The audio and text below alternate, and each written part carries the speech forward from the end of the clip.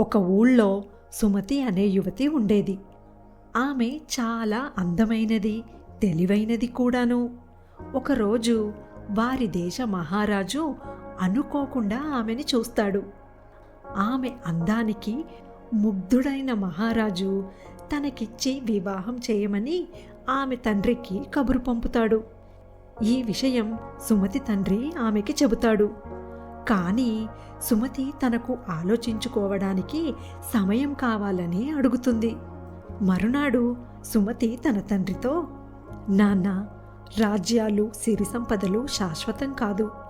తన కాళ్ళ మీద తాను నిలబడి బ్రతకడానికి ప్రతి ఒక్కరూ ఏదో ఒక విషయంలో నైపుణ్యం సాధించి ఉండాలి. మహారాజు కూడా దేనిలోనైనా నైపుణ్యం సాధిస్తే వారిని వివాహమాడడం నాకు అంగీకారమే అని అంటుంది సుమతి. సుమతి కోరిక ఆమె తండ్రి మహారాజుకి విన్నవించగా మహారాజుకి సుమతి కోరిక, ఆమె తెలివితేటలు చాలా నచ్చి అందుకు అంగీకరిస్తాడు. మహారాజు బట్టలు నేయడం నేర్చుకోవడం ప్రారంభిస్తాడు. కొద్ది కాలంలోనే అందులో నైపుణ్యం సాధిస్తాడు. ఒక అందమైన రుమాలు నేసి దానిని సుమతికి కానుకగా పంపిస్తాడు.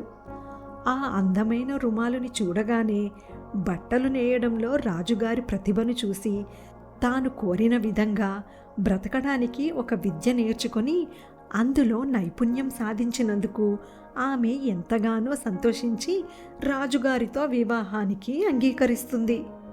వివాహానంతరం సుమతి మహారాజుకి అవసరమైనప్పుడు సలహాలిస్తూ చేదోడు వాదోడుగా ఉండేది.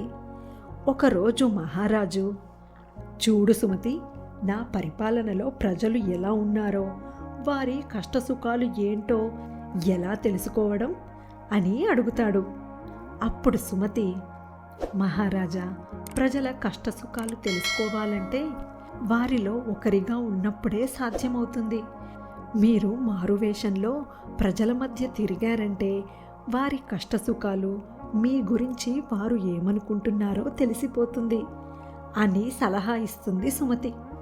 సుమతి చెప్పింది సబబుగానే ఉందనుకున్న మహారాజు ఇద్దరు మంత్రులను తీసుకుని మారువేషంలో బయలుదేరుతాడు. అలా రాజ్యంలో తిరుగుతున్న వారికి మధ్యాహ్నం అయ్యేసరికి బాగా ఆకలేస్తుంది.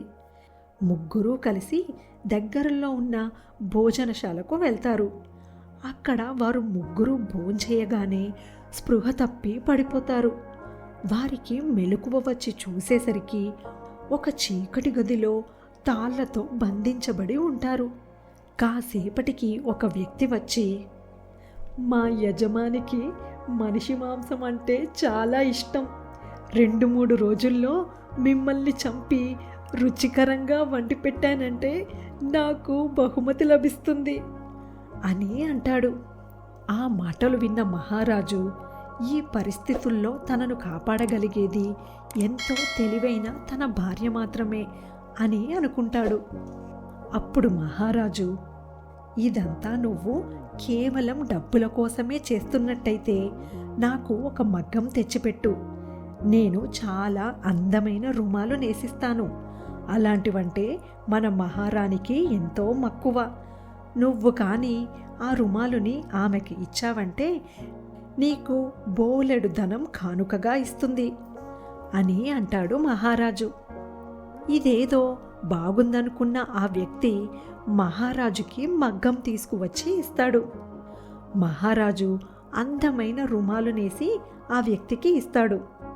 అతడు ఆ రుమాలుతో రాజమందిరానికి వెళ్ళి, మహారాణికి ప్రణామాలు. నా వద్ద ఒక అందమైన రుమాలు ఉంది. అధిక ధనం ఇచ్చిన వారికి దానిని అమ్మాలని అనుకుంటున్నాను మహారాణి. దానిని మీరు కొంటారా మహారాణి అని ఆ వ్యక్తి రుమాలుని చూపిస్తాడు. రుమాలుని చూడగానే, అచ్చు మహారాజు గతంలో నాకు పంపినటువంటి దానిలాగే ఉంది. అంటే ఇది మహారాజే స్వయంగా నేశారు. మహారాజు నాకు ఏదో చెప్పాలని అనుకుంటున్నారు అని అనుకున్న మహారాణి అతడు కోరినంత ధనం ఇచ్చి ఆ రుమాలుని కొంటుంది. సంతోషంగా ఆ వ్యక్తి వెళ్ళిపోగా సైనికులను ఆ వ్యక్తిని వెంబడించమని మహారాణి ఆదేశిస్తుంది. అతడిని వెంబడించిన సైనికులు మహారాజుని దాచిన చోటు తెలుసుకుంటారు.